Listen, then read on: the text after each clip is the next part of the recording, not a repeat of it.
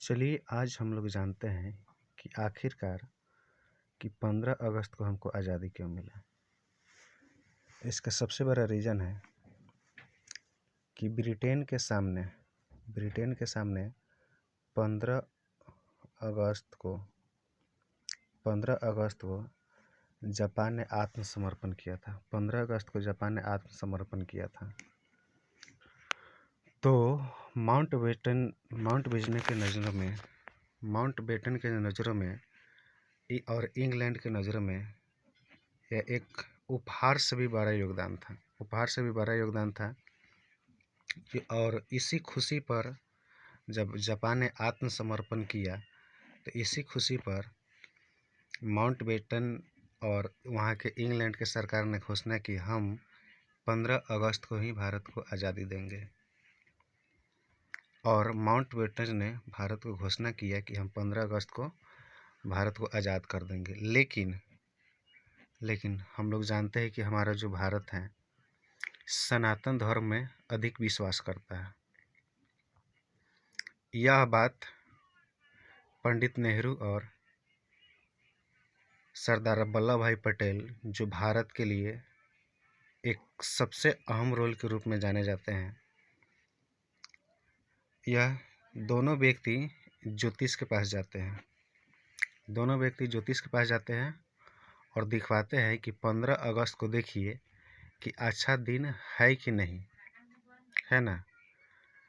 तो ज्योतिष बताते हैं कि नहीं, कि 15 अगस्त का जो दिन है वह अच्छा दिन नहीं है। ठीक है, क्योंकि हम लोग सनातन धर्म भी विश्वास करते हैं। ठीक है, इसके लिए पंडित नेहरू ने माउंटबेटन को खत लिखा है कि आप एक ऐसा काम कीजिए कि भारत को कुछ दिन और गुलामी बना कर रखिए, क्योंकि 15 अगस्त का जो दिन है वह अच्छा नहीं है। तब माउंटबेटन ने कहा कि देखिए कि आपको हम आज़ादी दे देते हैं, इसमें कोई दिक्कत नहीं है, लेकिन फिर आप कह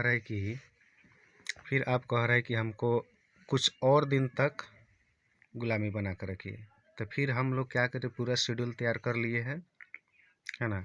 फिर इस शेड्यूल को रद्द करेंगे तो फिर क्या करेंगे, कांग्रेस से साइन कराना होगा, मुस्लिम लीग से साइन कराना होगा, फिर ब्रिटेन के संसद में पेश करना होगा, फिर सभी को सहमति होगा। इसमें बड़ा झूल-तूल हो जाएगा। आप एक ऐसा काम कीजिए कि हम लोग जानते हैं कि हमारा जो कैलेंडर है, हिंदी जो कैलेंडर है, उसमें 12 बजे के बाद समय बदल जाता है। हम लोग के कैलेंडर में जो 12 बजे के दिन में समय बदल जाता है, लेकिन हिंदू धर्म में सनातन धर्म के बाद सूर्योदय के बाद दिन होता है। तो आप क्या कीजिए कि 12:01 पर झंडा तोलन कर लीजिए, यानी कि आज़ाद कर लीजिए। आपका भी बात रह जाएगा और मेरा भी बात रह जाएगा। तब जवाहरलाल नेहरू इस बात से सहमति हो गए और प्रथम बार जवाहरलाल नेहरू ने भाषण दिया और इतना जोरदार भाषण दिए कि उस भाषण का नाम है ट्रस्ट विथ डिस्टिनी, यानी कि नीति के संग वादा।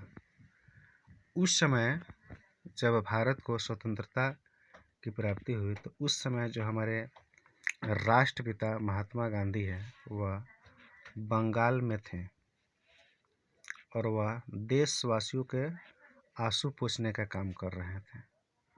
उनकी नज़रों में असली स्वतंत्रता तब मानी जाती है जब लोग एक दूसरे के सहयोग से आगे बढ़े, क्योंकि हम लोग जानते हैं कि भारत को जिस समय आज़ादी मिली तो मुस्लिम हिंदू को काट रहा था, हिंदू मुस्लिम को काट रहा था। यह वास्तव में कोई आज़ादी नहीं थी।